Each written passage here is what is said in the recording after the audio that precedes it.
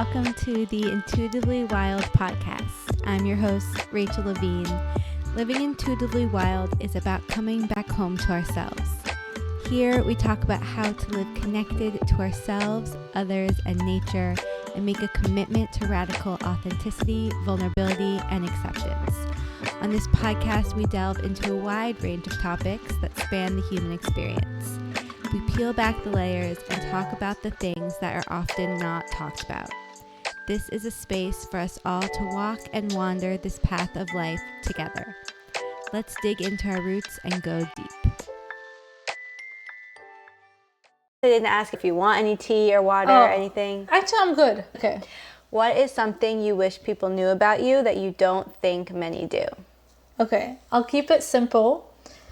Not to seem arrogant or anything, but I think that I like to make people laugh. I think I have a good sense of humor, and sometimes at first it's kind of layered beneath me. So yeah, if you want a good laugh, come to me. It's not arrogant at all. I think it's so interesting how we can think that recognizing something that we like about ourselves and stating that with confidence is arrogance. But really, I think it's just knowing ourselves and liking ourselves, you know? Yeah. Yeah, owning it. Yeah. Okay, well, the second you walked in, I was so excited because first of all, you're wearing this beautiful outfit and then have these pops of red, and I'm a big color person. I think color speaks so much. Not that you can tell in my all blue outfit today, but I like it. Very comfy. I'm feeling comfy. That was kind of my vibe. But I felt really drawn to your work because of so many aspects, but the way that you weave in this process of cycle awareness into what you do, all that you do, into your fashion brand as well. And I have become so passionate about aligning with my menstrual cycle, and also for me it really starts with aligning with the moon and the moon cycle and everything. But I would love to hear how you got into that, why you're passionate about it, and just your journey with all that. Big question. You can start wherever you want. I love it. And thank you for the compliment on my piece. It's the follicular phase piece, and I'm actually in my follicular phase, so I thought it would be, just felt called to wear it. So perfect. And so what led me to this work is my lack of knowledge, understanding of the cycle. I wasn't aware that there were 4 phases. I had a really debilitating pain on my period ever since I can remember. And I just kind of accepted that this is the curse of having a cycle and that there's nothing we can do about it until I joined this 6-week program, Menstrual Cycle Empowerment, with so much resistance. I signed up really last minute, maybe because of what was to come out of it. But that's when my whole understanding, my whole life as a menstruator just broke open. And I just wanted more. I was so thirsty for understanding the 4 phases, what's happening, the correlation of the 4 phases with kind of what you're saying. You're passionate about the phases of the moon, how that mirrors each other, how the phases of our cycle mirror the phases and the seasons in nature. And so it's been a long journey, and it's not like, oh, now I know everything and that's it. It just continues to grow and deepen, and it's not like all beautiful and amazing. Like, there's still the challenges that come from it, and every cycle is different. Every season and our cycle is different. Every kind of like nature, like every summer looks different, so that applies every month to our cycle. So yeah, I just kept going down that rabbit hole of menstrual cycle awareness, menstrual cycle empowerment. I became a certified coach and educator. I wanted to support women in understanding their cycles better, how they can live in harmony or with the ebb and flow of their cycle. And then I also weaved in natural fertility tracking for contraception and for conception. And all this to say that our body is always giving us the messages, it's communicating to us. And when we start to listen in that way, there's so much wisdom and so much that we can, like when we really listen, like for example, when I started to listen to this like debilitating period pain that I was experiencing as like a way that my body's trying to tell me something rather than this is a curse that's been put upon me from the day I started to have a period, something started to shift.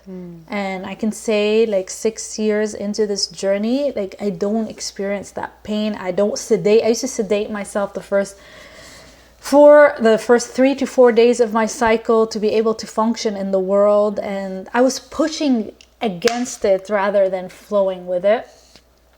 And also this journey led me to create this sustainable fashion line that embodies the 4 phases. My background is in fashion design. This is my 4th collection within the span of 15 years. And yeah, I was really called to it. And even though I'm not a huge fan, I'm not a fan at all of what the fashion industry and fast fashion and mass production has done to the planet, to how we perceive ourselves, our image as women. Something in me just is like, you have to do this line, you have to do this line. So I did it in a way that aligns with my values and what I put on my skin and with fabrics that I use and what dyes are we putting on them, who's making it for us, that transparency and like thread of like from farm to skin, body, yeah, to body. Wow, so much that I want to touch on that you just said. And I think that one gift becoming aware of my cycle has really given me is this deeper understanding of myself and this conversation with myself, the self-awareness that so many of us are taught to, like you were saying, push away and push against and shut down and ignore. And I really think that the narrative that our cycle is something to demonize and be afraid of is a way of us being afraid of our own bodies and being afraid of the way that women are meant to show up in the world, which is in a cycle. You know, like you were saying, we don't always, even though we can know that there are these 4 phases of our cycle, they're not always going to feel the same. They're not always going to show up in the same way. And we have to be okay with, even though we can have this layer of knowledge around what that might bring, we have to be okay with the uncertainty and the evolution and the flow of it all. And the world isn't structured to allow for that. I don't know if you've had your experiences or lessons with that, but that's been a huge thing that's shown up for me. Yeah, absolutely. I think that what you touched upon is like so good, so true, that the way that our society, our system is designed now, like this day and age, is around like a circadian rhythm, around the male hormonal chart, which is like energy in the morning and then the hormone drops at night. And we as women, as menstruators, it's so much more complex, it's so much more like deeper than that, and it's actually shifting every day. And then it's shifting throughout these like 4 phases, from our bleed to the pre-ovulatory phase to ovulate. If you look at a woman's chart, it's shifting throughout the month.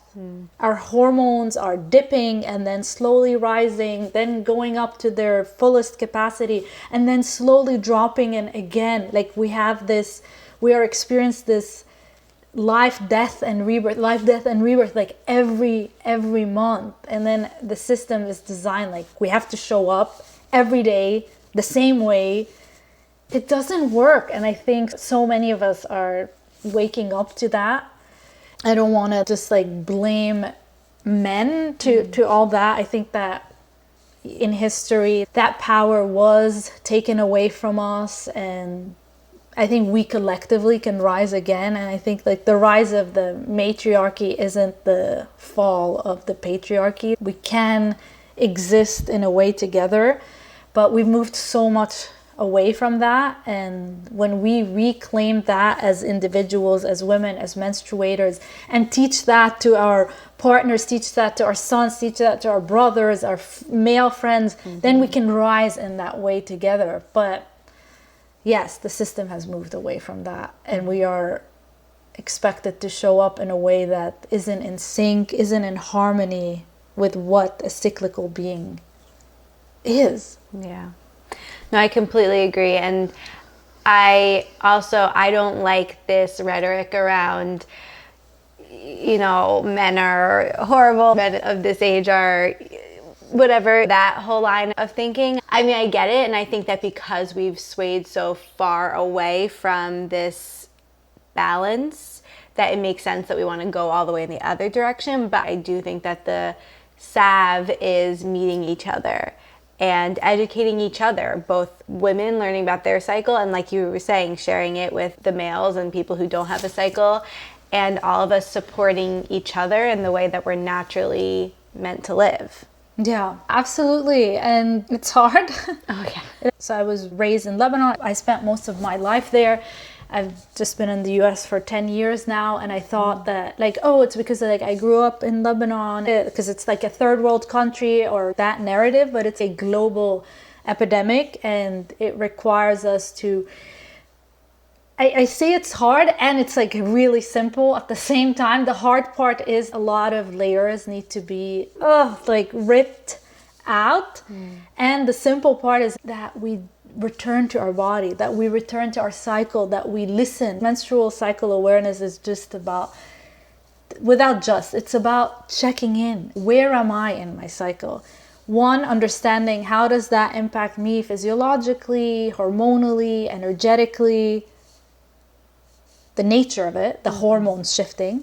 And then checking in, how am I feeling in relationship to that? Because I could be in ovulation and my hormones are at their highest and I feel like shit. So also, how am I showing up to that? Because it's not a handbook that, a cookie cutter, we're all gonna feel the same way. It's understanding the overall feel and the overall influence and the physiology and the science and the energetics around the cycle. And how's that representing? How is that being represented in my body, in my life, the foods that I can eat, the ways that I can nourish myself, exercise, movement. I remember growing up, just like, oh, you're on your period, you have to work harder in your sports class. And it's so counterproductive, so counterintuitive. From again, going to the physiological, our uterine lining, it's shedding, it's bleeding, it's bloated. Applying pressure on it and working harder is actually not what my body is needing right now. So in these small ways that we start to listen and we start to make changes, that so much magic can unfold and so much healing can happen. And I think it's a gift. I think that I started with saying I thought like, oh, it's a curse, and now it's such a gift. How lucky that we get to be cyclical beings, that we get to menstruate, that we get to have this full spectrum of the experience of the life, death, and rebirth every month. And for those of us that want to become mothers, that we can hold that space to create a life inside of us and give birth to it. And for those of us who aren't called to do that, then it's also a portal of creation, creating new projects, creating whatever it is that we're feeling called to birth into the world. So yeah, I think it's pretty fucking amazing. So do I. I think it's such a gift. I think it is magic, and it's teaching us how to embrace that. The way that you talk about it is the way that I feel about intuition, and I think that they're so parallel to each other in the sense that it's actually so simple to listen to our intuition, but it's not easy at all, especially because of the layers our world has packed on top of it. And I think that the more that we just have this level of awareness and start to get quiet and really tune into our bodies and what they're trying to tell us, that taps us into our cycles and our intuition. I think that we can't really separate the two. I think they're so intertwined. They are so intertwined. It also makes me think about, like, when I'm working with someone on natural fertility and tracking your cycle and tracking your cervical mucus to avoid pregnancy or to achieve pregnancy, like, how empowering is that our body, through the cervical mucus, so what is coming out of us, is letting us know what's happening. And unfortunately, what's happening and not to get too political, what's happening in the US and states abortion being taken away from rights and reproductive health. But then if we really remember that we also have the power, that no one can take that away from. That's horrible what's happening. And when I think about natural fertility tracking, and that our body sending messages and signals, and when we listen, and it's hard to listen because of all the noise that's happening outside and the conditioning and the layers that we're talking about, it's like that's when like the simplification happens. And it's not, you got to be committed, and you got to, like, it's very, you can't skip a day, like with natural fertility, not to make it like, oh, it's so easy, just check your cervical mucus. Like, there needs to be like a commitment and dedication and discipline. But that's our power. Then the power is in our hands, in our body, within us. And again, that remembering is an empowerment. It's also, it's nothing new. I think our ancestors with the like red tent and like for those who don't know what the red tent is, it's when like women menstruators gathered in a tent on their cycles, and they rested on their period, and they rested, and they were taken care of, and they had the foods, and in relationship to the moon, they were bleeding at the same time around the new moon together and ovulating in the full moon, because there wasn't the way we live today with all the artificial lighting and the technologies. And I'm not shaming that, but that has shifted our cycles. But yeah, if we look at how our ancestors lived, they were very in sync with their cycles and with each other. And so it's a returning. Yes. Yeah, it's a reclamation of where we've come from and what is still in our bones. And I think we need to bring the red tents back 100%. Because it is such a practice and a commitment, it's easier when we do it together. And women are meant to practice some of this together. I do believe that you have to, like you were saying, when you took that first course, it kind of changed the way you navigate in the world. Like, it is a different way of orienting yourself in the world. And that does take commitment, and it also takes courage to show up in the world in a way that isn't quote unquote normal in our society today, and to say, no, I'm going to do this anyway, because I know that this is how I'm meant to show up. It's very hard. I'm curious if you have any practices or rituals that you weave into your day to day that feel supportive for you in a very foundational way. I agree with what you're saying, and also like making the space for it. Life is making it harder and harder in some way, or wanting it to seem that way. But some of the rituals that I'll simplify it, that I've weaved into my cycle, and life changes and things come up, like life circumstances and what we plan and what life has for us. But I'll start with menstruation, which is the time that we bleed. The school that I've studied with, the Red School, Alexandra, the founders, Alexandra and Chani, I love the practice that they bring in, which is like the 5%, which is in relationship to my period. It's like, how can I bring 5% rest into the first 2 or 3 days of my cycle? Whether it's, if I have to show up to the world and there's big things happening, just first acknowledging where I am in my cycle, and that my hormones are low, my energy is low. So like not giving my 100% and being okay with that. Keeping my room space warm, whether it's like a heat pad, well, definitely a heat pad, like whether it's like electric or just keep putting like hot water. If that's not accessible, like just warm foods and warm drinks. Just the first 3 days. Just keep that space warm. I love the analogy of the womb being a coconut jar, like a coconut oil jar. And during our bleed, we want to keep that coconut jar in its liquidy, oily form. And so warm heat pad, warm foods will keep that coconut liquidy. I love that. And eating cold foods, working out hard, using our abdominal muscles, stressing out, caffeine, alcohol, all that is going to harden it.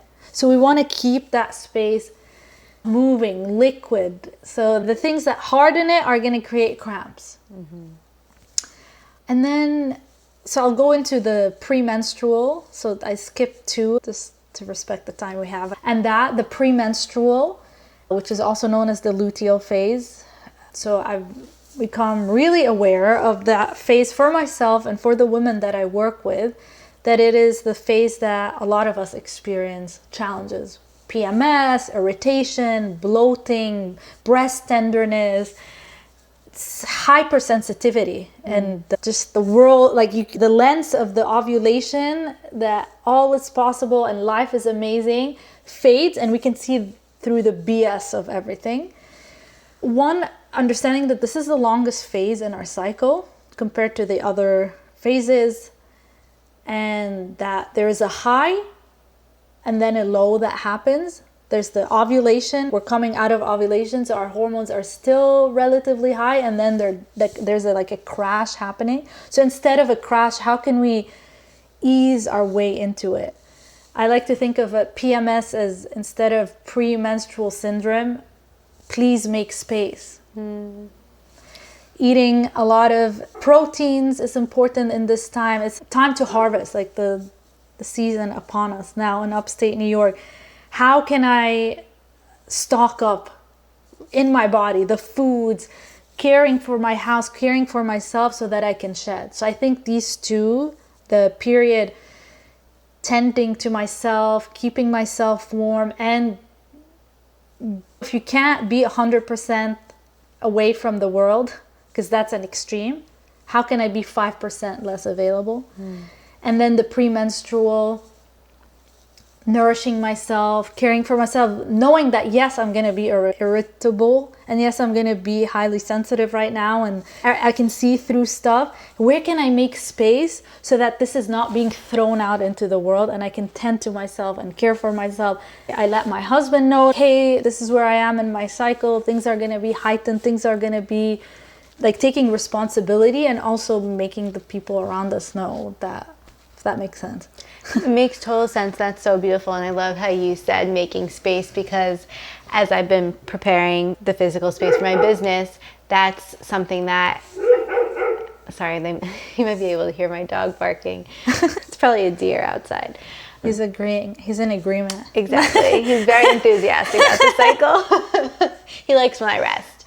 I've been using this term, making space, and I've been making the space for my business. I've been making the space for this change in my life, and I want this space to be a place where people can make space for themselves. And I think that especially when we are in, what was it, the premenstrual? Yeah, luteal luteal phase, But all the time, we need to make space for us to be able to show up as we're feeling, you know, and to simplify, slow down, bring in the awareness, and have those check-in moments, and then actually bring who we are right now into our day, and have the practices, the rituals, the tools that allow us to make space for who we truly are, not just who we think we should be. That's key. And I think for a while, when I first started on this journey, it was like, I'm on my menstruation phase, I have to feel like that. I'm in ovulation. So yeah, it's cyclical. It's not designed to feel the same for everyone and look the same for everyone. There are certain flavors and archetypes, and yes, hormones are shifting, but the more, like you said, we make space for ourselves throughout our cycle, throughout our lives, even if we're not menstruated, making that space, then we can navigate from there with more authenticity, intuitively. When I work with women, we start off with the overall theme and energy and physiology, and then how's that showing up for you, and how would you like to navigate from there. But from the way I was brought up and entered my menstruating years, there was no path. It was just like, you're on your period, you're not, or you're ovulating, you just show up the same way every day. And I wasn't nourishing myself, and I wasn't listening. And you know, I've released the blame and the anger I had around that, and like, now that I know, I'm just really passionate about sharing it with women, with the community. I think it's so important, and I do believe that it starts with the education and the awareness around our cycles and what that means and how that can show up for us. And then also the awareness and education around your intuition and how you should tune into what that actually means for you right now. And the two have to coexist together, because otherwise we're still just existing in our minds in a structure of how we think we should be. And yes, it maybe is a little bit more attuned to our bodies, but it still isn't personalized to us. And I know that you said you started in the fashion world. Now you've kind of woven the two together, but I would love to hear about how that path started, how you found fashion and what brought you to that. Yeah, on like a surface level, there was something that in me that always desired to, like, you know, in my late teens and going into my bachelor's in fashion design, there's this like, I want to make people feel better, and I want to elevate them with the clothes they wear, and I want to design something that is just going to change their mood, and they walk into a room and there's like this energy through the clothes. But that didn't really feed my soul. There was a deeper craving of like, well, first, who am I just to make that statement? And because people will change when they're ready, and they're in, like, we can only support and guide, but we can't like impose. And I think like I was going at it from that. And also it was such a superficial surface level. Like, okay, you can wear this, and then like inside it's just like, in the inner world it's just chaos. And I think it's also my own journey with it, what was going inside and outside. And like, oh, the outside wasn't enough. I wanted to go in, and I started my own healing journey, and I got into the wellness industry and yoga and going deep into this world. Maybe you can tell by now, if I'm like into something, I'm just gonna like go to the depth of it. Then the passion for menstrual cycle awareness just keeps growing and growing and growing, and the collection came to me. I feel like it was something I channeled 4 years ago, and it just wouldn't leave me alone. And even though I was like, I can support and share this in different forms, like coaching and workshops and circles and one-on-one work, but it just kept coming through me, like it has to be also a fashion line. And so I feel like from the like this being the fourth collection, this is also the peak of everything I've learned in the fashion world and everything that I've designed, I've created. It was for this line, for this, like tying in back to like making people feel better or elevating their experience, but in a way that, like the menstruation piece for your period, I'm changing the name of it to Bloody Romper. It was a menstruation romper. It's a jumpsuit, it's a romper. And the way it serves is that it's a piece that it's loose. Your womb space can be big and bloated, and there's nothing like tying, like it's a stretching around your womb, and you can just like let the flow happen and be easeful and just feel so comfortable. So I feel like that line touches on something that brought me to fashion like 20 years ago or whatnot. Yeah, it's so interesting hearing when you were your first words around why you got into fashion was to make people feel better and to elevate their mood. I think you said something along those lines. And it's so funny because I feel, yes, you do that now with this fashion line, but also I feel like just your work with cycles does that, like helping people feel better, elevate their mood because they're tuned into how they're feeling and what they need, you know? So your work with helping people with their cycles kind of does what you were wanting to do. Yeah. It's really nice to reflect on it, and thanks for mirroring that to me. Yeah, and it does it in a deeper, more meaningful, impactful way, and it gives the person their independence. They're not like depending on me. I'm not making the change. I'm just sharing the wisdom, sharing the knowledge that is our birthright. And that in that, just something awakens. Yes, absolutely. You're empowering them. And I'm so passionate about that as well. I think that we all need to, yes, there are guides and teachers and healers, but the ones I think who have the biggest impact are the ones who turn us back towards ourselves and allow us to know ourselves better and be our own teachers and guides and healers. And then to walk through the world with that self-awareness and that self-confidence and that self-trust too. And yeah, so there's so much about this knowledge that you're giving to people gives them back that empowerment and gives them back that relationship with themselves.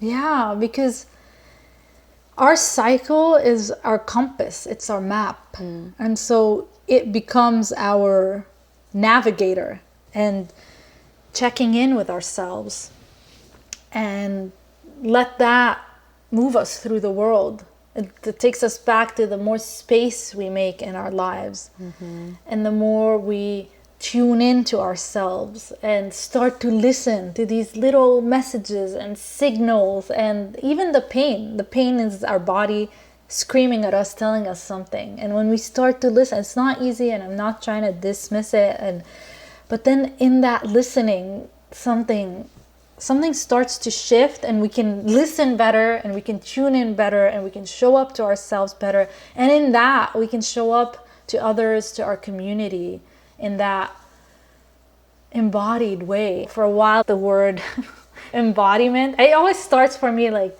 oh, at the service, I'm like, what is that? And like carving. And I think the embodiment is when we are like fully living in that which we're talking about and which we're sharing about. And it doesn't mean it's perfect and we're the best at it, but that there's what we talk about or what we teach about, or whatever it is that we like run our businesses about, and how we live are in line. And the more that we are living that talk, the more that it's in our body, embodied. And that's a gift. And I think it takes practice, and it takes time, and it takes the highs and the lows, and yeah. And I'm not saying like, oh, I'm like so embodied. I'm just saying that's how I want to show up to whatever it is that I'm passionate about, that I believe in. And this for me now is menstrual cycle awareness, menstrual cycle empowerment, because it has wholeheartedly, fully changed my life for the best. Healing illnesses, pain, fertility. And so, yeah, this is why, yeah, I think it's the practice becomes the embodiment rather than I'm just going to put it on me. I completely agree. It's like we were saying, yes, maybe you start with the lessons and you start with the structure and you start with those guidelines to kind of guide you. But once you immerse yourself in it and really become devoted to it, you can then step out of the mind so much and weave the knowledge with the intuition and just exist and just live it with integrity and let it be who you are versus something you're trying to fit yourself into. Yeah. And not to go too much into this, but with yoga and wellness, and there's something that happened over the past few years where it's just not to judge, but it seemed like there was just like so much marketing but there was like, what am I trying to say? It's just fake or the opposite of wellness. And also these like, if you do this plus this will happen. And then, and as we've seen, like the guru and then the like the power dynamic that happens and all that. It's like, oh no, let your body be the teacher. Let your experience, and we're seeing through the bullshit that's being put out there. And so it also forces us to be, or at least for me, be authentic and be real and share what works and what doesn't, and not impose, and allow people to come to that wisdom and the returning to listening to their body from the voice within. I mean, that, what you just touched on, that's like, I could talk about that forever. That's actually been a huge part of my story and something I'm so passionate about, like against, I mean.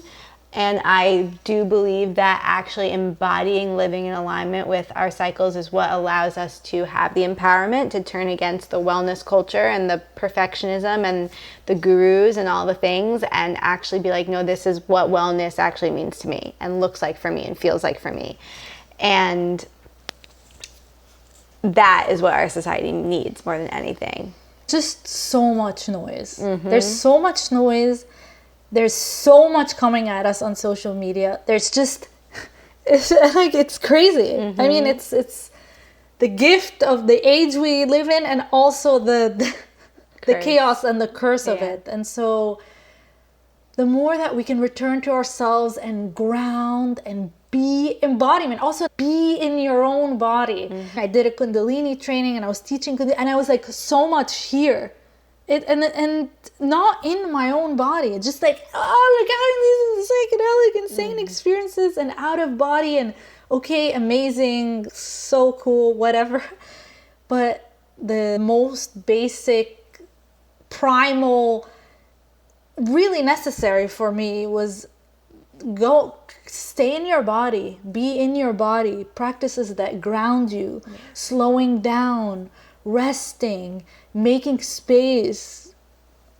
Like the words that are coming out of me, are they in alignment? I'm not saying again that like, oh, everything I say, but there's more awareness, there's more attunement, and I think it's really needed that we stay grounded, that we stay present, because so much is getting bombarded at us. So it's like deciphering, yes, no, I don't know, get the hell out of my 100%. I mean, I believe that it feels like the world is either trying to take us into someone else's body and be like, I want that, I need that, this is what I'm supposed to do, or completely out of our body, like all the spirituality and, you know, being just up in the clouds.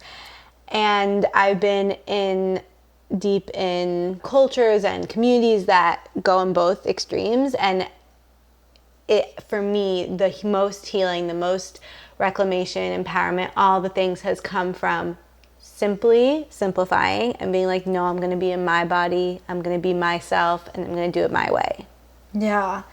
Yes. And us as women, as menstruator, we are gifted the being in our body and the cycle that lives within us. Mm-hmm. So that but I was brought back into my body through my cycle, and it does ask us of that. Yeah.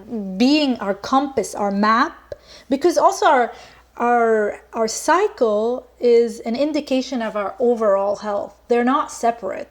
And so returning back to that, taking agency, taking charge back of our health, of our fertility, of our cycle, then we are really asked to be in our body. And I keep going back to the simple, like when I say menstrual cycle awareness, bringing awareness to our cycle, bringing awareness to our body, because there's our body and there's this beautiful cycle, this life, death, rebirth that's happening within us as cyclical beings. So this is where it's really important to understand where we are in our cycle. The simplest act that I do every day, and that I've been doing for so many years now, and I encourage people that are listening or people that are resisting or feeling inspired just to try it out. Mm-hmm. Like day 1 being the first day of your bleed, and when you bleed it, you write from day 1 till however long, is it 30 days, day 30, every day, how you're feeling, how you're checking in. Natural fertility is about tracking your cervical mucus if you're avoiding pregnancy, so that you know the window where, okay, I don't want to get pregnant, taking the actions, contraception, not having sex, or if we want to get pregnant, there's this power, there's this just living in my body, living in sync with my cycle. And then day 1 starts when we start bleeding again. Mm-hmm. And the beautiful thing about that awareness and checking in and tracking is we start to see patterns. When we track for at least 3 cycles, we start to see like, oh, like I've noticed that over the years, for example, in my premenstrual, like 2 or 3 days before, and that's just from tracking, I started to notice this pattern. We start to notice patterns, and that like I don't drink coffee, and I just like really need caffeine around then, and I used to give into it, but then it would crash and it wouldn't feel good, and I'm just like really sensitive to caffeine. I'm not saying people like don't do that or do this, but it was such a message. Like instead of like allowing my body to like slowly crash and like not go for the thing that's gonna give me like more energy and craze, I didn't notice that till maybe like a year of like I was checking all the cycle trackers. I'm like, so interesting, this thing keeps happening. And I was just traveling and I returned, and I was in Egypt with my aunt, and she drinks coffee, and you know, I'm traveling and I'm human, and things like whatever, like yeah, I had coffee, like so what. And I was like, I really want to have coffee with you, because they have their rituals, and you know. And then 2 days later I got my period, and I was like, oh my god, that's so funny. It's just like we start to see patterns, we start to see things that are calling to our attention, and sometimes it's just a one-time thing and it's not a scare, and sometimes it's like, oh, interesting, what, like breast tenderness or irritation. Or one client I was working with, it's like around that time, like she wants to break up with her partner, like every time of them, so they become highlighted. And also I'm feeling like that, and I'm in that time in my cycle, and I don't feel like going to this event or seeing that person or doing that thing, and I have the space and capacity to say no. Over time we start to say no, because we know where we are, and in the body in the body. Yeah, it just keeps bringing us back to ourselves and our bodies. And if I love that practice, and I do it myself. And if for some reason someone doesn't have their cycle, or I've had seasons of my life where I haven't had my cycle, or you just want to orient in a different way, you can do that with the moon phases. Start on the new moon, day 1, how am I feeling? And literally just waking up and saying, how am I feeling? And taking a second to be in your body, and taking 1 second to be like, okay, because I'm feeling this way, I'm going to commit to this one way of making space for myself today. And these little rituals have such a powerful impact on our lives when we just let them compound. Yeah. And thank you for bringing up if we have irregular cycles or we don't have a cycle, perimenopausal or menopausal, we can absolutely sink in with these phases of the moon because they mirror energetically and archetypically, or the archetype of the phase of the moon. So like you said, the new moon mirrors our period, menstruation, darkest time in the sky, energy is low, and it kind of mirrors that phase in our cycle, so we can start to mirror and track with the phases of the moon. I think that's such a gift and so beautiful. Exactly. Living intuitively wild means connecting to your true self and living dedicated to who you are at your core, no matter what. How do you feel like you live intuitively wild?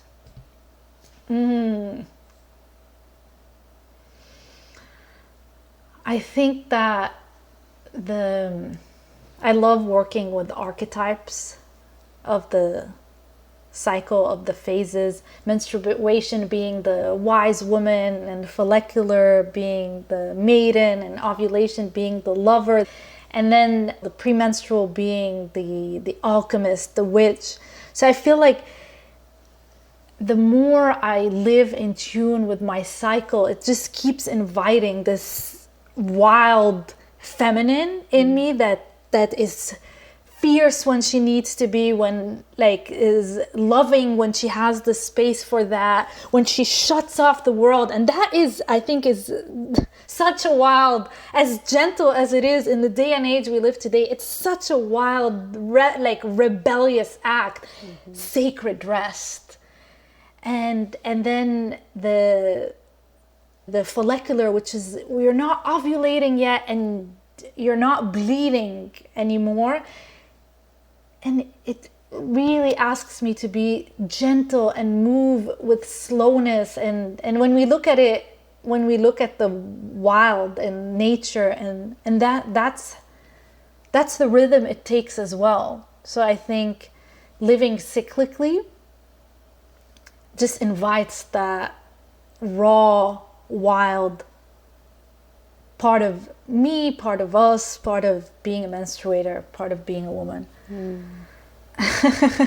I truly could not agree more, and it's so powerful, and I love hearing your passion when you talk about it, because it's the embodiment of it. It shows that you really feel what you're saying and have felt the impact of acting on that intention too. Thank you so much. There's so much more to say, but really thank you so much. Thank you so much, Rachel. I'm really grateful that you invited me to your space, and I really can't wait for whenever the time is right for the space to open, to visit it, to be part of it, to support it in the ways that I can. Thank you.